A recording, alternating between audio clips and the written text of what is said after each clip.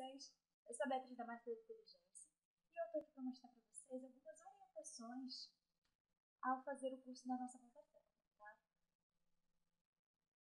Vamos aqui. A gente pede para você assistir o vídeo de instrução da plataforma, que eu mesma fiz. Está no módulo chamado Manual do Aluno, tá? Para poder qualquer dúvida, vocês tiram diretamente com o vídeo, porque ele está bem instrutivo. Durante essa apresentação existem endereços de outros vídeos. Todas as apresentações que a gente faz, a gente coloca alguns links, que são vídeos instrutivos que podem ajudar vocês na lida do PDF, tá? E é necessário, então, vocês lerem todo o PDF para poder verem esses links, ok? Pedimos que vejam com atenção e acessem todos os vídeos. Bom, a cada vez que sair do seu curso, a gente orienta você clicar no logof que está na plataforma. No canto superior, tá? Direito, tem o botão de lá de logof. Antes de você sair, ao invés de clicar naquele X para poder encerrar, você não clica nele, você clica em logof para sair do sistema. Certinho para a gente ter o registro de vocês na plataforma, o registro de que horas entrou e que horas saiu, ok? E atenção também no fim do treinamento, se existe alguma tarefa ou não. Se não tem tarefa, só finalizar e solicitar seu certificado. Se tiver alguma tarefa, a gente pede que vocês veem a tarefa direitinho, tirem as dúvidas e enviem para nós para ser corrigidas. Ok? Obrigada. Olá pessoal, sou Luiz Souza, especialista em engenharia de segurança do trabalho e estaremos aqui fazendo um estudo da nova NR7, que se refere ao PCMSO, o Programa de Controle Médico de Saúde Ocupacional. Temos aqui como sumário, dentro da própria norma, objetivo, campo de aplicação, diretrizes, responsabilidade, planejamento, documentação, a MEI, ME e a EPP, né, tipos de empresa, e os anexos, que vão de 1 até o 5. Por fim, tem um glossário. Então, estaremos comentando e, por fim, no final disso tudo, que estarei explicando slide por slide, lá no final, estarei colocando também um resumo, né, geral, inclusive as diferenças entre a antiga NR7 e a nova NR7, que começará a valer agora em janeiro de 2022. Então, a nova NR7 entra em vigor em 2022, né, mês de janeiro, trazendo diversas mudanças para a norma que regulamenta o PCMSO, desde seu objetivo até a maneira de aplicação e acompanhamento do programa. Porém, agora o PCMSO deve ter relação com o PGR e, consequentemente, com o gerenciamento de riscos ocupacionais. Então, o PGR é o Programa de Gerenciamento de Risco que está sendo exigido na NR1, de uma maneira mais ampla, de uma gestão melhor, né? Um programa que vai trazer um gerenciamento de risco ocupacional mais adequado. Então, ou seja, se o PGR deve constar todos os tipos de riscos ocupacionais, no PCMSO deve ser contemplado o objetivo de preservar a saúde do trabalhador frente a todos esses riscos. Isso abre espaço para que o PGR mal elaborado possa resultar em um PCMSO mal elaborado. Consequentemente, portanto, de maneira geral, se faz necessário um elo mais firme entre a medicina e a segurança do trabalho, principalmente em relação aos riscos ocupacionais. Infelizmente, alguns desenvolveram alguns costumes de Ctrl+C, Ctrl+V, sem procurar ser bem preciso nas suas informações. Então, no PGR vai precisar ter essa profundidade para que possa o PCMSO ser bem elaborado. Está aqui mostrando a página inicial, né, o Programa de Controle Médico de Saúde Ocupacional, PCMSO. A última revisão que se teve foi em março de 2020. Então, vamos lá, o objetivo. Então, o nosso objetivo está dentro da própria norma. Esta norma regulamentadora NR estabelece diretrizes e requisitos para o desenvolvimento de programas de controle médico de saúde ocupacional nas organizações, com o objetivo de proteger e preservar a saúde de seus empregados com relação aos riscos ocupacionais. Quer dizer, palavrinhas-chave que tem, proteger e preservar. Então, se leva a crer o quê? Como ele tem, o PCMSO está estruturado agora, vai precisar ser estruturado de uma maneira tal que precisa se observar com profundidade se o PGR está dando os resultados que se espera. Ou seja, o PC mensual vai ser como se fosse um observador atento do PGR. Frente a isso, ele é elaborado de acordo com o que for levantado no PGR. E o PGR e o PC mensual, por sua vez, também eleva a responsabilidade do médico do trabalho, do médico responsável, não o médico do trabalho, o médico responsável nesse sentido, ok? Proteger e preservar a saúde de seus empregados em relação aos riscos ocupacionais, conforme a avaliação do programa de risco de gerenciamento de risco, o PGR da organização. Vamos aqui, ó, campo de aplicação. Esta norma se aplica às organizações e aos órgãos públicos da administração direta e indireta, bem como aos órgãos do Poder Legislativo, Judiciário e ao Ministério Público, que possuem empregados regidos pela consolidação da Lei de Trabalho, denominada de CLT.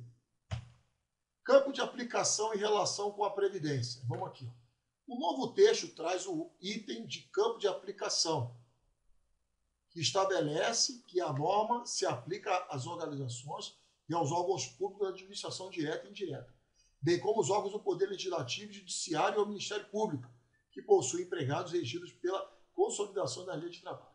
Haverá uma certa relação entre a legislação trabalhista e previdenciária, bem maior do que outrora.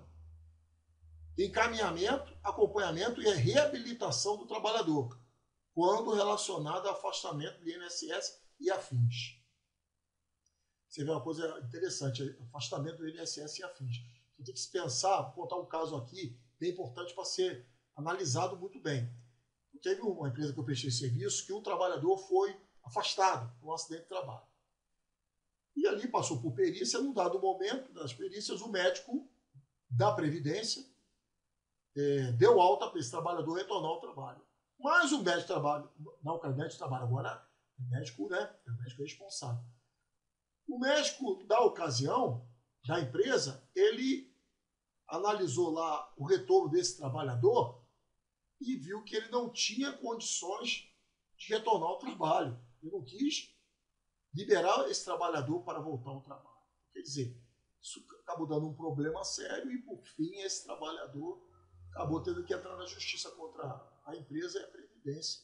Eu não vou entrar aqui no detalhe do que desenvolveu, mas isso pode acontecer. Mas com essas informações que tem que estar muito bem alinhadas, documentos bem elaborados, profissionais realmente com a devida competência e, por sua vez, lançados no e-social, então essas informações, esse tipo de discórdia, né, entre esse caso que eu contei para vocês, provavelmente deve minimizar bem. Interação do PCMSO com o PGR. Como citado anteriormente, o PCMSO e o PGR possuem relação entre si. As diretrizes do PCMSO dizem que o documento deve estar harmonizado com o disposto das demais NR. Não está se falando só mais da NR1, até porque a NR1 é disposições gerais. Se aplica a todas, apontando para o rastreamento precoce dos agravos de saúde relacionados ao trabalho. A definição de aptidão de cada empregado para exercer suas funções ou tarefas determinadas. A implantação e monitoramento da eficácia das medidas de prevenção adotadas na organização. O controle da imunização ativa dos empregados relacionados a riscos ocupacionais, entre outras exigências. Então, a gente vai ver mais à frente também o que precisa-se para construir todo esse tipo de controle. Diretrizes. Então, o item 7.3 fala das diretrizes. O PCMSO é parte integrante do conjunto mais amplo de iniciativas da organização no campo da saúde de seus empregados, devendo estar harmonizado com o disposto nas demais NR. Então, a gente já sabe que a NR1 tem que estar muito bem harmonizado, frente ao PGR também, e, por outro lado, as demais NR. Então, isso indica o quê? Uma sistematização, uma gestão completa de segurança. São diretrizes do PCMSO: rastrear e detectar precocemente os agravos à saúde relacionados ao trabalho. Então, isso implica em ter planilhas, de preferência software, que conseguem nos dar essa informação. Tem o ERP, que ajuda nesse tipo de coisa, ou pode ser adaptado para tal, Existem softs diversos aí no mercado que dão esse tipo de... são agora dotados, né? Precisam estar adequados a atender esse tipo de demanda, para rastrear. Então você precisa ter o quê? Uma visão apropriada com indicadores da situação como todo trabalhador. Eu deixei algumas planilhas lá no módulo 1 que pode você cooperar com você para ter essas informações. Então, detectar possíveis exposições excessivas a agentes nocivos ocupacionais, vamos ver isso aqui dentro dos anexos. Definir a aptidão de cada empregado para exercer suas funções ou tarefas determinadas. Essa questão de aptidão, ela é uma coisa muito séria. Então, a pessoa, vou dar um exemplo para a NR33. A pessoa preenche lá um formulário dizendo o que ela pode ter, o que ela já que não é visível com facilidade, que não é detectável com facilidade, ou através de exames, mas o médico do trabalho precisa ter esse documento assinado pelo trabalhador. Mas todo mundo está entrando para... Qualquer trabalhador que esteja sendo admitido, infelizmente, ele pode, né, não vou dizer que todos fazem isso, mas pode ser forçado ali, de certa forma, a dizer que está apto, está bem, né, dentro de uma situação que, na verdade, não esteja. Igual o levantamento psicossocial.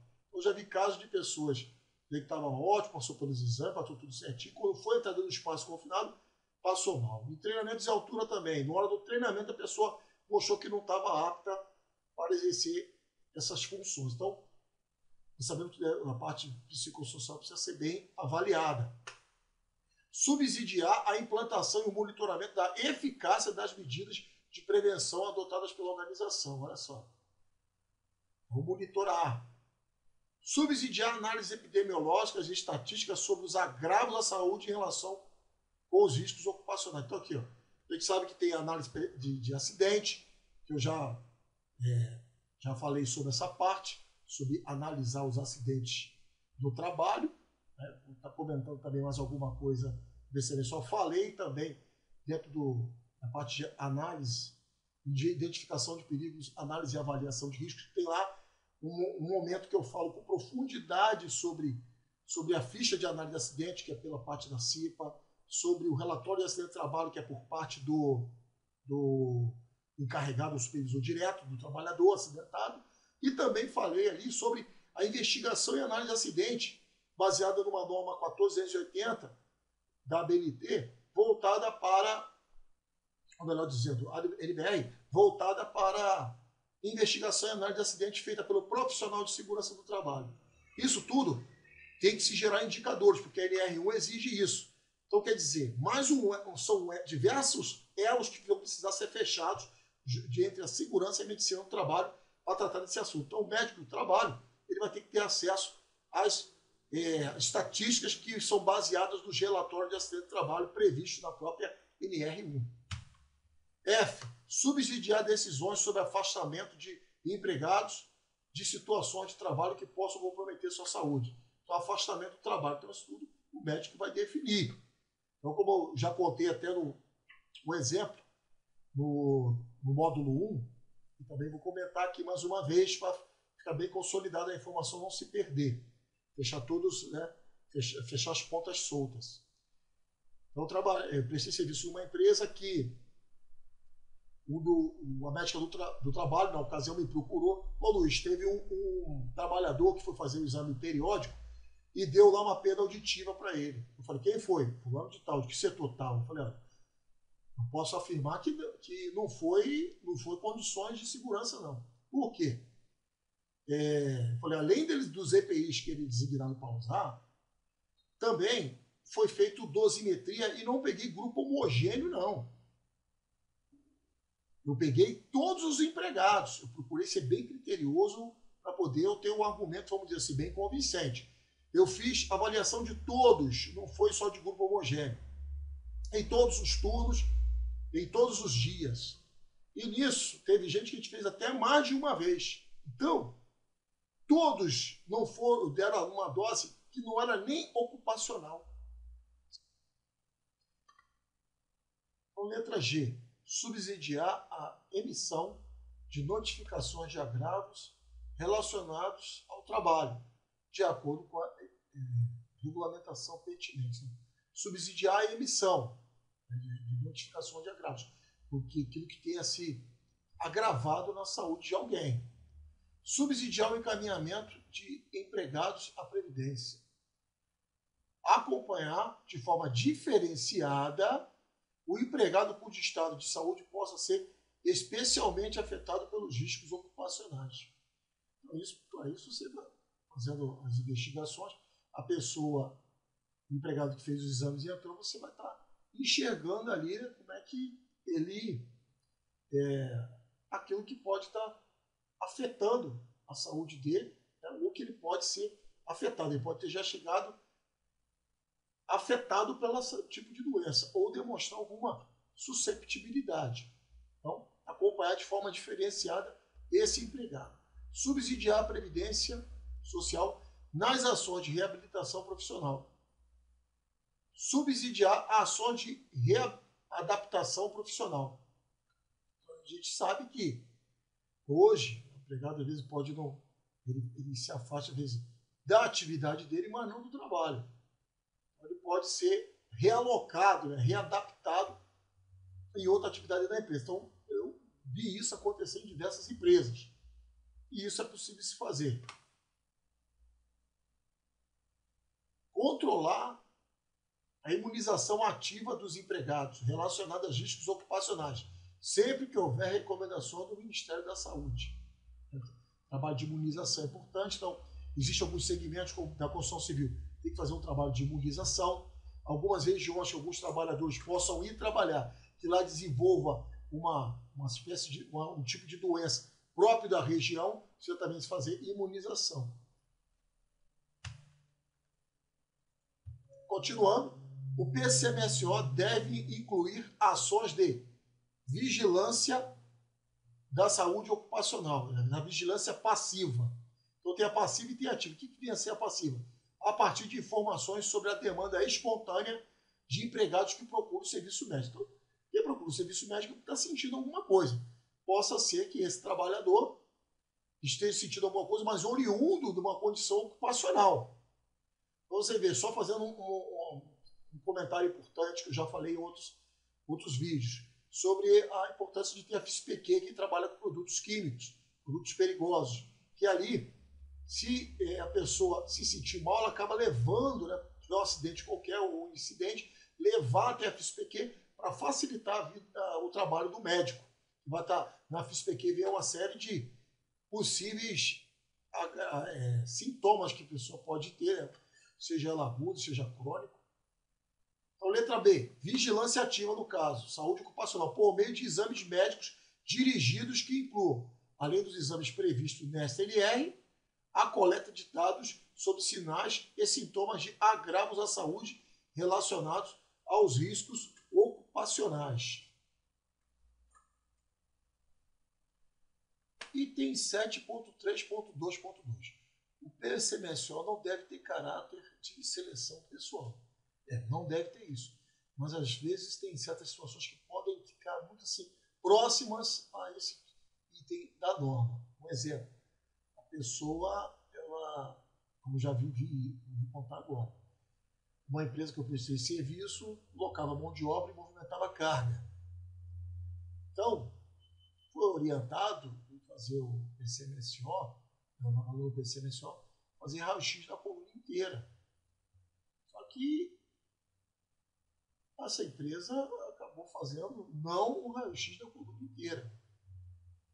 E com isso, a pessoa desenvolveu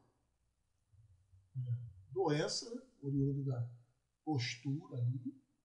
Podia ser que já tinha susceptibilidade, poderia ser que já tinha uma predisposição, questão de postura ou genética, mas acabou tendo que assumir. O empregado não trabalhou nem 15 dias e teve que ser afastado do acidente de trabalho. Quer dizer, se fizesse os exames como deveria frente ao risco, é lógico que não tem caráter de seleção pessoal. Mas como a atividade daquela empresa era para colocar mão de obra, como é que vai botar essa mão de obra para trabalhar? Fica um negócio meio complicado. Podia ser selecionado para uma outra atividade, né? Aquele negócio da tá apto ou não apto. Bem até aí, pessoal. Mas ressaltamos aí que o PCMSO não deve ter caráter de seleção pessoal, até porque hoje as empresas podem fazer readaptação, né, transferir pessoas de um setor para outro. Há também o caso de haver ali mudança de risco ocupacional por mudança de cargo. Tudo bem até aí, pessoal? Então, quer dizer, mas não deve ter caráter de seleção de pessoal. No item agora de responsabilidade. Então, na parte de responsabilidade, que é bem curtinha, fala o seguinte, de uma abrangência muito grande. Compete ao empregador, a empresa, né? Garantir, essas palavrinhas são palavrinhas, garantia, mas é uma coisa certa, firmeza, convicção, né? Certo? A elaboração e efetiva implantação do PCMSO. Custear sem ônus para o empregado todos os procedimentos relacionados ao PCMSO. Isso aí, né? Sempre foi. Por um outro lado, indicar o médico do trabalho responsável pelo PCMSO. Então a gente sabe que fala também sobre o médico responsável, né? Mas também fala aqui do médico do trabalho. O que a gente entendeu disso aqui? Indica ser para organizações com CERMIT, NR4. Contudo, deveria dar uma explicação mais clara para as clínicas, né? Que, na realidade, a maioria dos exames que são feitos é tudo feito em clínica, atividade terceirizada. Ok, pessoal? Então, eu diria que 95% aí de todos os exames são feitos por clínicas, né? Terceirizadas. Então, merecia uma explicação um pouco maior. Mas, de qualquer forma, temos a NR4. E na NR4, estão vendo aqui, 4.4 da NR4, coloquei aqui para mostrar a base do nosso argumento. Os serviços especializados em engenharia de segurança e em medicina do trabalho devem ser compostos, como eu falo, deve é obrigatório, né? Médico do trabalho, engenheiro de segurança do trabalho, técnico de segurança, enfermeiro, né? Auxiliar de enfermagem, enfim. Então, pessoal, eu fiz parte de diversos CEPT e diversas empresas. Bom, aqui está bem claro. Então, a gente entende que esse item está se referindo até o CERMIT. Pode ser que mude, porque a própria NR4 está em consulta pública, está passando por uma atualização, então acredito eu, que deve se harmonizar com o que está na NR1, né? Na NR1 e na nova NR7. Nova NR1 e 7. Seguindo em frente, agora fala também do médico responsável pelo PCMSO. Antes havia o médico coordenador do PCMSO, agora entra o médico responsável apenas. O empregador deve garantir, a mesma coisa que eu garantir, a elaboração e a efetiva implantação do PCMSO, sem nenhum custo para o empregado, e indicar o médico responsável pelo programa. O médico responsável, caso observe inconsistência no inventário, de risco da organização, deve reavaliá-los em conjunto com o responsável pelo PGR. Isso indica que vai haver uma proximidade, vai ser necessário uma proximidade maior entre os componentes do CERMIT, né? Principalmente o pessoal de SST, de uma maneira geral. Tudo bem até aí, pessoal? Vale a pena ressaltar também que nós viemos falando do médico do trabalho, tem mais mais itens falando sobre o papel do médico do trabalho, a gente já entende que tem a ver com o CERMIT, mas tem o médico responsável pelo PCMSO, dentro daquelas empresas que são obrigadas a montar o PCMSO. Se tem o PGR e o PCMSO. Então, se a gente vai falar, já falamos um pouco, vamos falar mais à frente, né? Sobre MEI, né? a ME, né? Microempresa, e também a EPP, que é a empresa de pequeno porte. Então, o grau de risco 1 e 2 ali vai dispensar o teu PCMSO, mas dependendo da situação, se está dentro de uma empresa com risco 3 ou 4, então já dei essa explicação. Então precisa se harmonizar essas ações todas. Mas o médico do trabalho aqui está dentro de um contexto de uma empresa, é o que tivemos entendimento frente à NR4, de empresas que possuem seu CERMIT. Então a gente para aqui, pessoal. Boa sorte, bons estudos. Em caso de dúvida, encaminhe suas dúvidas. Até a próxima. Agora as orientações finais. As orientações finais a gente pede, lembrando vocês que cliquem no logoff para poder sair do curso. Não clique no X, clique no logoff para finalizar. Ok? Para a gente registrar a sua saída. Verifique se tem alguma tarefa pendente ou se não tem tarefa nenhuma a ser realizada, ok?